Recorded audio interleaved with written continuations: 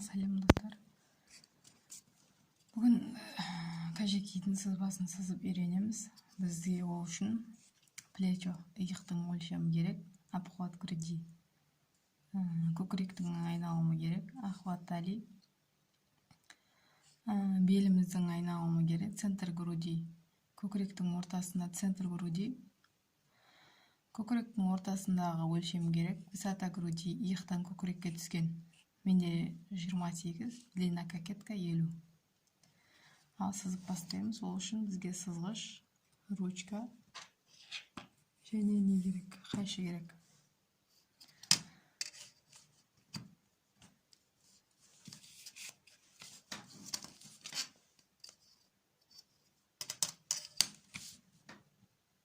Бірінші ұзындығын длина кокетка. Длина кокетканы формуланы қолданамыз передті пішу үшін. Длина кокетка плюс 2, значит менде 52. 52-ні сызып аламыз.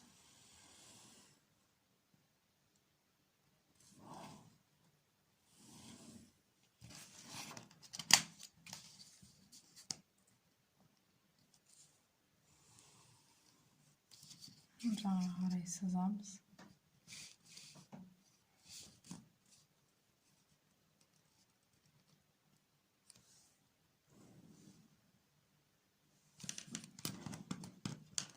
Стандартный өлшем бойынша мойын 7 сантиметр.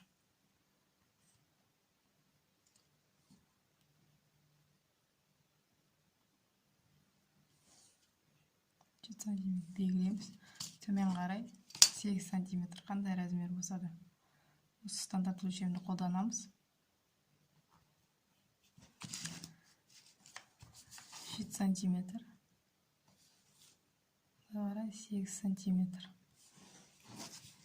Екеуінің арасын қосамыз.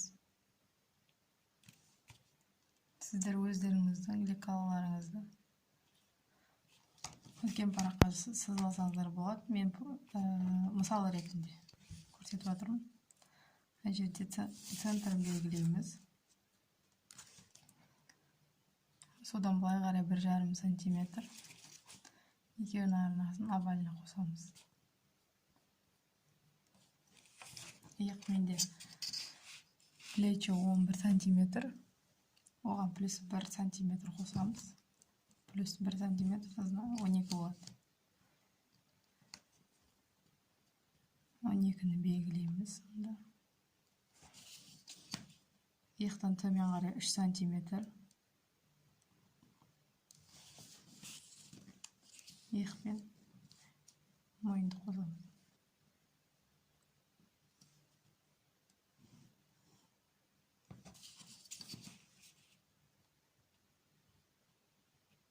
Қолтық ойындысына 18 сантиметр. 18 сантиметр аламыз.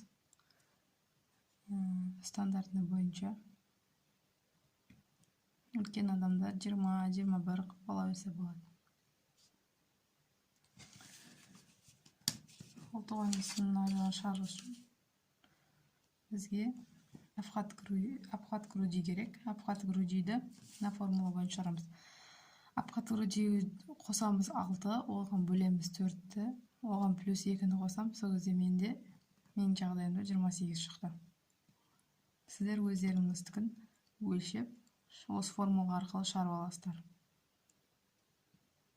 28.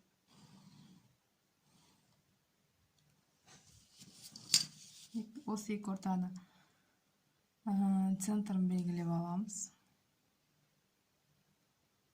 Содан 1 сантиметр артқа жылжытамыз.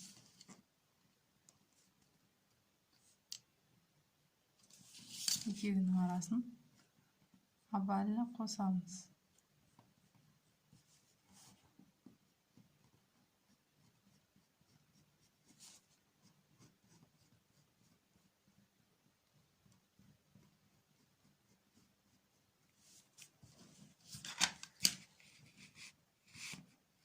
Төмен қарай 28-ді белгілейміз.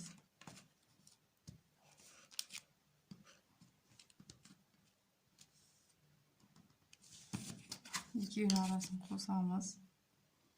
Бізде алдындағы выточкасы, рельефный выточка шығарамыз. Ол үшін бізге мына қолтықтан былай қарай, қолтықтан шығарамыз выточканы. Ол үшін астыңғы выточканы шығару үшін бізге центр груди керек. Центр груди менде 18, оны 2-ге бөлеміз. 2-ге бөлгенде 9 шығады.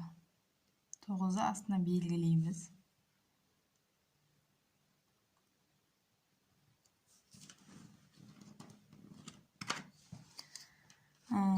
Үстіндегі несін выточканы шығару үшін высота груди керек 28 сантиметр менде. Соны белгілейміз. 28. Осы екеуінің арасына 2 сантиметр тастаймыз. Екеуінің арасы 2 сантиметр. Сосын қосамыз. Екі выточканың ортасы 2 сантиметрден 4 сантиметр болады.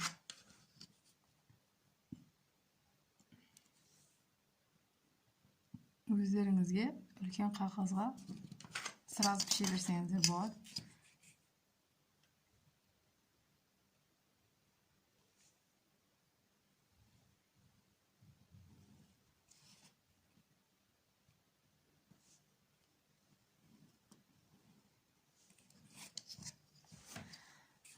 Рельефный выточканы шығару үшін мына екі қолтық ойындысының арасын өлшеп, центрін тауып аламыз.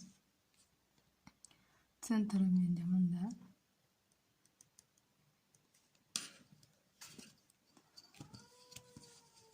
Соны жоғарыдан келген жаңа высота грудидің нүктесіне 2 сантиметр жоғары көтереміз. Осы екеуінің арасын қосамыз. Бұл жерде дәл солай. Линейканы осылай қойып тұрып, 4 сантиметр шығарып аламыз. Мына жақтан 2 сантиметр аламыз. Мына жағынан 2 сантиметр. Екеуінің арасын қосамыз.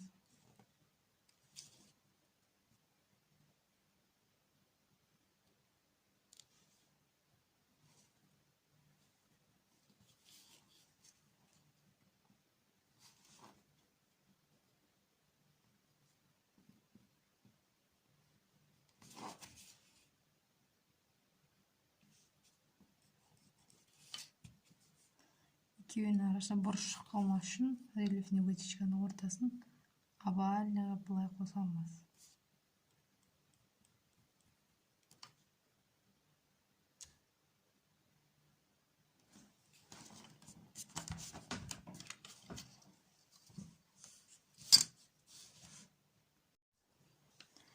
Енді асты жағына 1 сантиметр алып,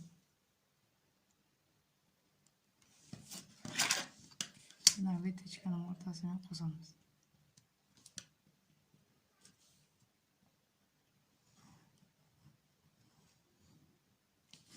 Біз перетіп піштік қазір. Енді артқы спинаның арқа жақты не аламыз.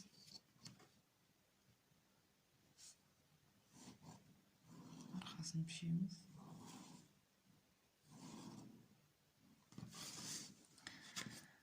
Ол үшін бізге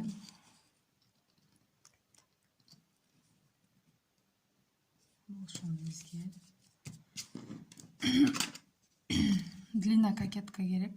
Бұл жерде артқы спинада, артында плюс 2 сантиметр қосылмайды. Плюс 2 сантиметр қосылмайды. 52-ні алған болсақ, бұл жерде қазір менің жағдайымда 50.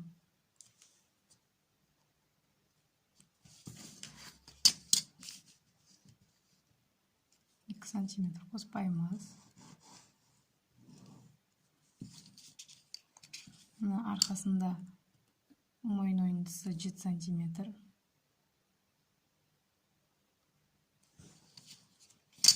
астына қарай 4 сантиметр.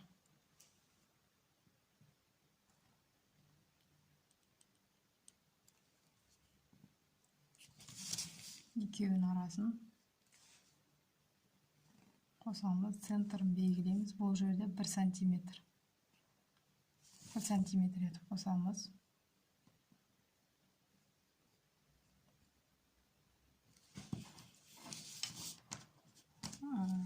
Иығы плечо. Менде 11, плюс оған 1 сантиметр қосамыз, 12. Иығынан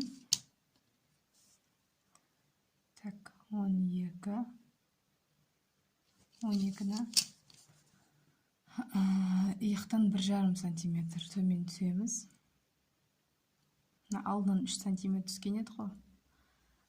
Алдынан 3 сантиметр түсіргенбіз. Енді арқасын 1,5 сантиметр түседі. Осы екеуінің арасын қосамыз. Енді төмен қарай 18 сантиметрді белгілейміз. Перед пішу үшін 18 сантиметр белгілейміз.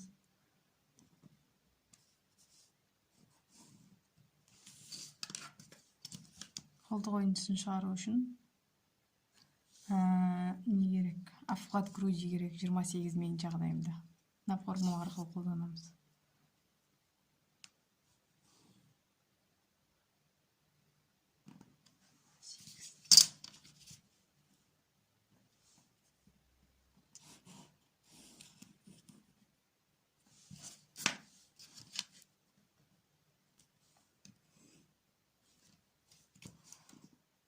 Бұл жерде осы сызық арқылы қосып жіберсеңіздер болады. Артына қарай 1 сантиметр алып жүрмейміз бұл жерде. Арқасына енді выточка түсіреміз. Ол үшін бізге центр груди керек. Центр грудиді 2-ге бөлеміз. Мен жағдайымда 9.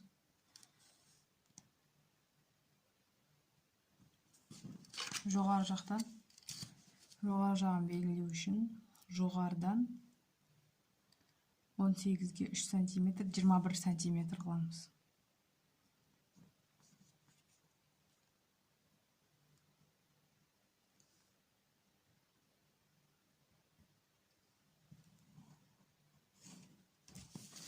Вытяжкалардың ортасын 2 сантиметр аламыз. 2 сантиметрден жасаймыз. Осы екеуінің арасын қосамыз.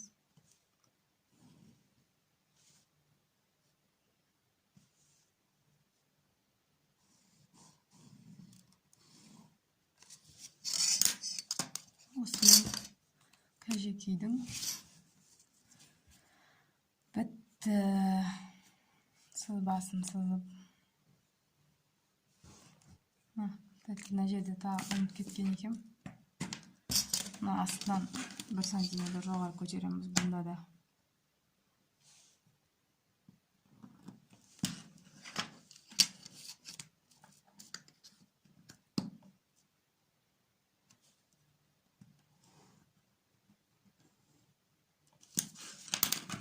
Енді қиятын жерлерімізді сызып көрсетемін.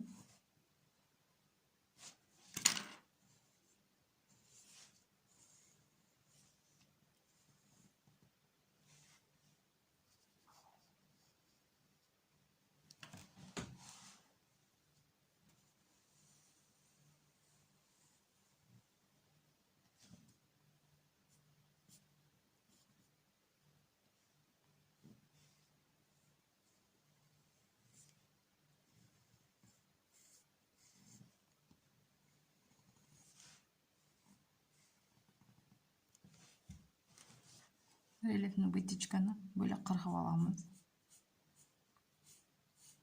Пішкен кезде мына жағынан 1 сантиметр қосылады. Мына жағынан 1 сантиметр қосылады. Алдынан 1 сантиметр вытяжкаға, тоже рельефный вытяжкаға 1 сантиметр қосып пішесіздер. Арқасы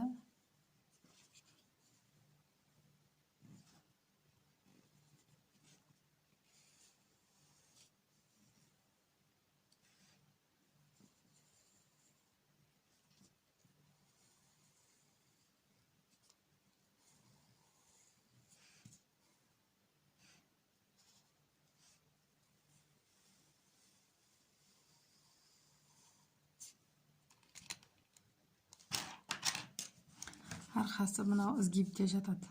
Изгиб. Арқасына полный не аламыз ғой. Мата полный кетеді да, ал алды ашық болады. Бұны изгибке қоймаймыз. Сонымен Қажекейдің сызбасы аяқталды. Пайдалы болса комментарияға жазып тіркеліп кетіңіздер.